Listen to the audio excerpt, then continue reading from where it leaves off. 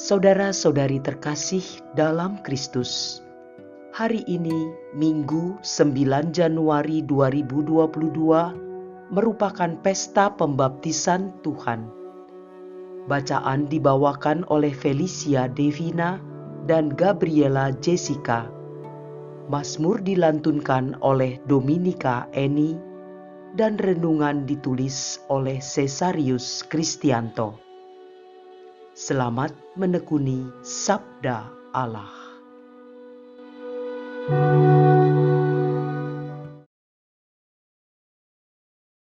Bacaan dari kitab Yesaya bab 40 ayat 1 sampai 5 dan 9 sampai 11. Beginilah firman Tuhan. Hiburlah, hiburlah umatku. Tenangkanlah hati Yerusalem dan serukanlah kepadanya bahwa perhambaannya sudah berakhir, bahwa kesalahannya telah diampuni. Sebab ia telah menerima hukuman dari tangan Tuhan 2 kali lipat karena segala dosanya. Ada suara yang berseru-seru. Siapkanlah di padang gurun jalan bagi Tuhan. Luruskanlah di padang belantara jalan raya bagi Allah kita. Setiap lembah harus ditutup, setiap gunung dan bukit harus diratakan. Tanah yang berbukit-bukit harus menjadi rata, dan yang berlekuk-lekuk menjadi datar. Maka kemuliaan Tuhan akan dinyatakan, dan seluruh umat manusia akan melihatnya bersama.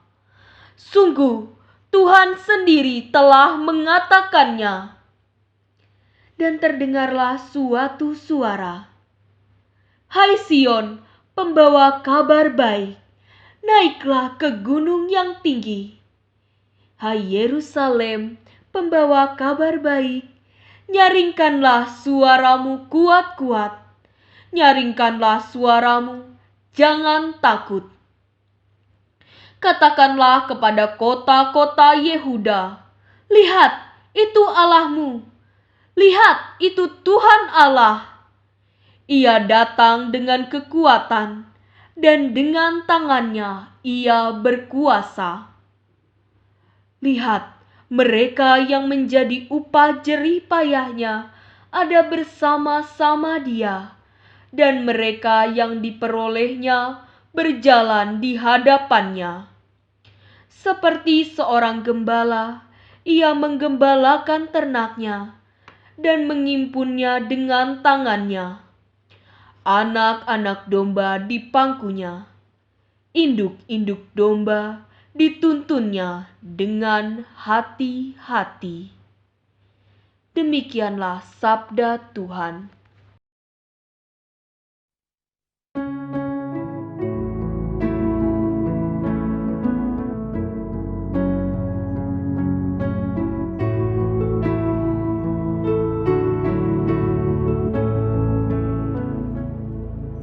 Pujilah Tuhan, hai jiwaku, Dia sungguh besar. Tuhan Allahku, Engkau sungguh besar. Engkau berpakaian keagungan dan semarak, berselimutkan terang ibarat mantel. Engkau membentangkan langit laksana tenda. Pujilah Tuhan, hai jiwaku, Dia sungguh besar. Engkau mendirikan bangsa-bangsa megah di atas air. Awan-awan kau jadikan kendaraan, dengan bersayapkan angin engkau melayang-layang.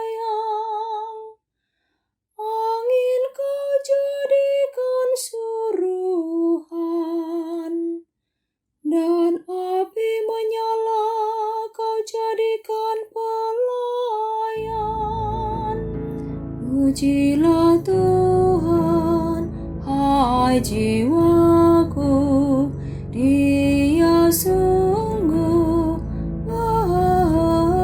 besar. Betapa banyak karya-Mu ya Tuhan, semuanya Kau buat dengan kebijaksanaan. Bumi penuh dengan ciptaan-Mu. Lihatlah laut itu besar dan luas wilayahnya. Di situ bergerak binatang-binatang kecil dan besar, tidak terbilang banyaknya. Pujilah Tuhan, hai jiwaku, Dia sungguh besar. Semuanya menantikan Engkau untuk mendapatkan makanan pada waktunya. Apabila Engkau memberikannya, mereka memungutnya. Apabila Engkau membuka tangan, mereka kenyang oleh kebaikan-Mu. Pujilah Tuhan, hai jiwaku, Dia sungguh besar. Apabila Engkau menyembunyikan wajah-Mu, mereka kebingungan. Apabila Engkau mengambil roh mereka, matilah mereka dan kembali menjadi debu. Apabila Engkau mengirim Roh-Mu, mereka pun tercipta kembali, dan Engkau membarui muka bumi. Pujilah Tuhan, hai jiwaku, Dia sungguh besar.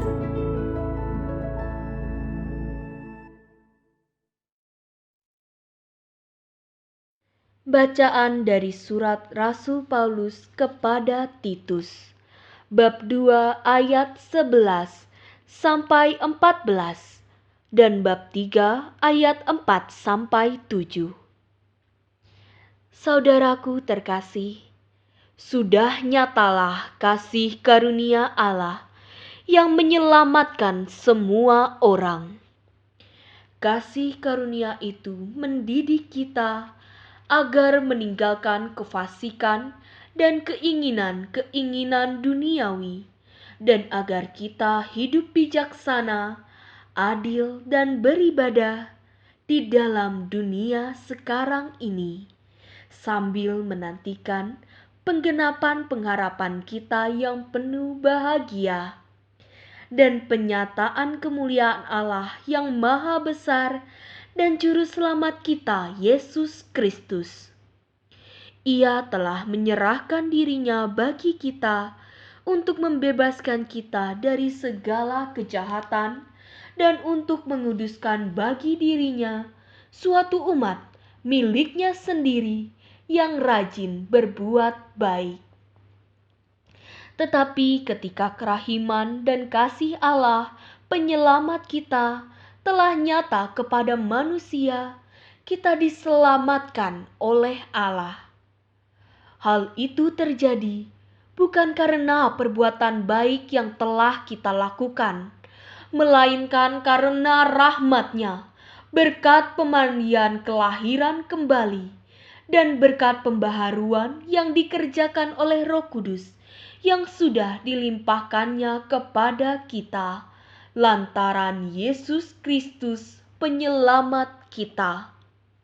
Dengan demikian kita, sebagai orang yang dibenarkan oleh kasih karunia-Nya, berhak menerima hidup yang kekal sesuai dengan pengharapan kita. Demikianlah sabda Tuhan.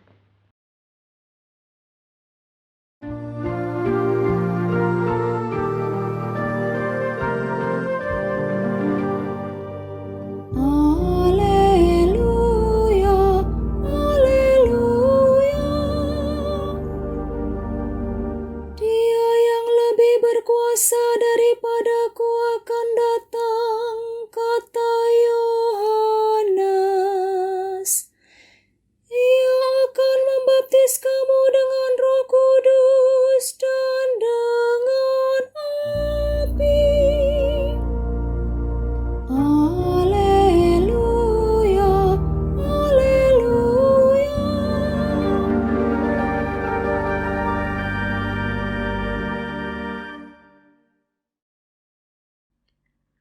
Inilah Injil suci menurut Lukas bab 3 ayat 15 sampai dengan 16 dan ayat 21 sampai dengan 22.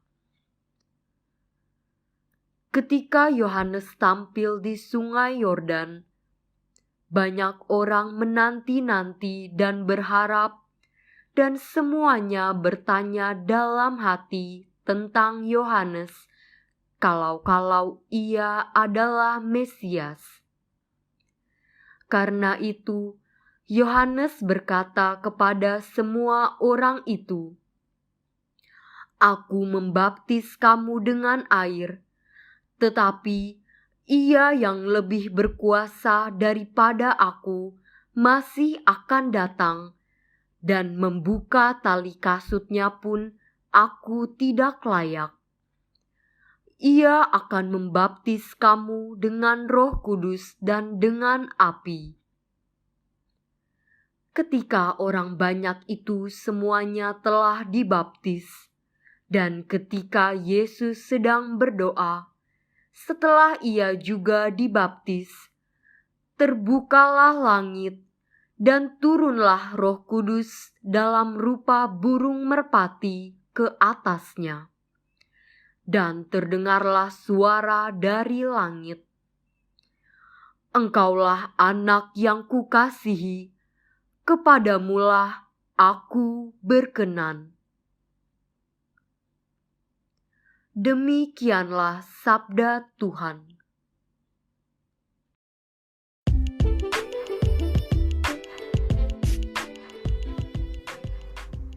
Baptis, kado terindah dari Allah.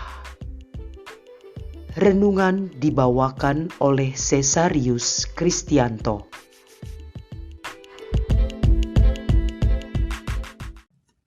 Ibu bapak, kaum muda dan anak-anak yang terkasih, hari ini kita merayakan pesta pembaptisan Tuhan. Pesta pembaptisan Tuhan menjadi puncak dalam liturgi masa Natal yang kita rayakan sebagai kado terindah dari Allah bagi kita manusia. Selain itu juga menjadi tanda yang menegaskan bahwa Yesus Kristus hadir secara nyata dalam karya penebusan dan menjadi tanda solidaritas Tuhan dalam kehidupan manusia.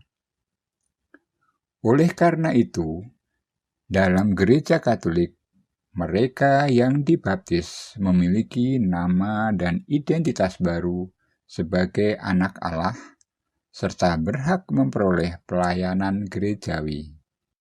Dalam bacaan pertama hari ini dikisahkan kedatangan Tuhan dipersiapkan dan diserukan.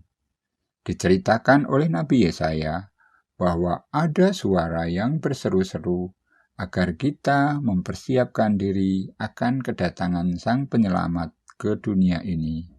Oleh karena itu, persiapkanlah dirimu untuk menyambut kedatangannya.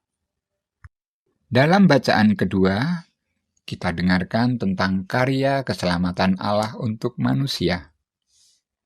Kasih karunia Allah telah menjadi nyata untuk manusia sebab Sang Penyelamat dunia telah datang dan kini telah berdiam di antara kita manusia. Karya penyelamatan Allah untuk manusia kini semakin nyata setelah Yesus Kristus itu dikabarkan telah lahir di Betlehem di kota Daud.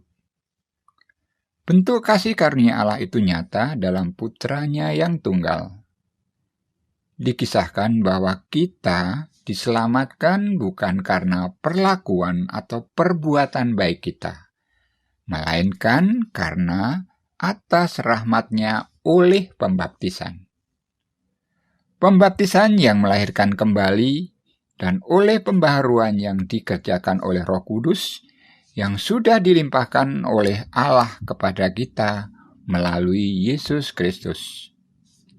Itu semua dilakukan oleh Allah yang Maha Baik, agar kita dibenarkan oleh kasih karunia-Nya, dan kita pun berhak untuk menerima hidup yang kekal sesuai dengan pengharapan kita. Ibu Bapak, kaum muda dan anak-anak yang terkasih, sementara itu dalam bacaan Injil hari ini, mengisahkan tentang bagaimana Yesus dibaptis oleh Yohanes di Sungai Yordan. Mengapa Yesus dibaptis? Bukankah Ia anak Allah? Yesus yang sesungguhnya tidak memerlukan pembaptisan karena Ia tidak berdosa. Ia telah solider dengan manusia yang berdosa agar Ia mampu merasakan kelemahan-kelemahan manusia. Pembaptisan ini adalah penerimaannya akan perutusannya sebagai anak yang taat kepada Bapanya. Roh Kudus yang turun ke atasnya mengingatkan kita akan peristiwa penciptaan dalam kitab Kejadian, di mana Roh Allah melayang-layang di atas permukaan air. Lewat pembaptisan ini juga, Mesias akan menciptakan awal yang baru bagi mereka untuk melakukan pertobatan secara sempurna. Karya keselamatan Allah menjadi misteri bagi manusia yang memiliki segala keterbatasan. Yesus Kristus adalah bentuk karya keselamatan Allah bagi manusia. Ia diutus ke dunia dan menyatu dengan kita. Kita menjadi manusia diminta untuk menyiapkan hati dan diri untuk menyambut kedatangan Anak Allah, Sang Penyelamat dunia. Dengan menjadi manusia baru dan menjadi terlibat dalam karya keselamatan Allah, maka pembaptisan adalah jalannya. Pembaptisan Yesus oleh Yohanes menunjukkan karya solidaritas Tuhan kepada manusia. Dari awal ditegaskan bahwa Ia datang ke dunia bukan langsung turun dari langit dan menjadi dewasa seperti manusia. Namun Ia datang melalui perantaraan manusia, hidup seperti manusia, tumbuh dan berkembang selayaknya manusia, sehingga wajarlah Ia menyatu dan membangun solidaritas dengan manusia pada umumnya. Pembaptisan dirinya bukan merupakan pemaklumatan identitas dirinya sebagai anak Allah. Allah sendiri menyatakan dengan berkata, "Engkaulah anak yang kukasihi, kepadamulah aku berkenan." Perikop dari Injil Lukas ini bercerita tentang kebingungan orang banyak terhadap jati dirinya Yohanes Pembaptis. Karena orang banyak menyangka Yohanes Pembaptis adalah Sang Mesias. Tetapi dengan tegas dan rendah hati, Yohanes Pembaptis menyingkapkan jati dirinya sekaligus menunjukkan kepada orang banyak adalah tanda-tanda Mesias yang sesungguhnya, yaitu Ia akan membaptis bukan lagi dengan air, melainkan dengan Roh Kudus. Hal ini menyatakan bahwa Allah sendirilah yang memaklumatkan Yesus telah dibaptis oleh Yohanes. Pembaptisan Yesus Kristus sendiri pun telah dinyatakan oleh Yohanes sebelum Yesus datang.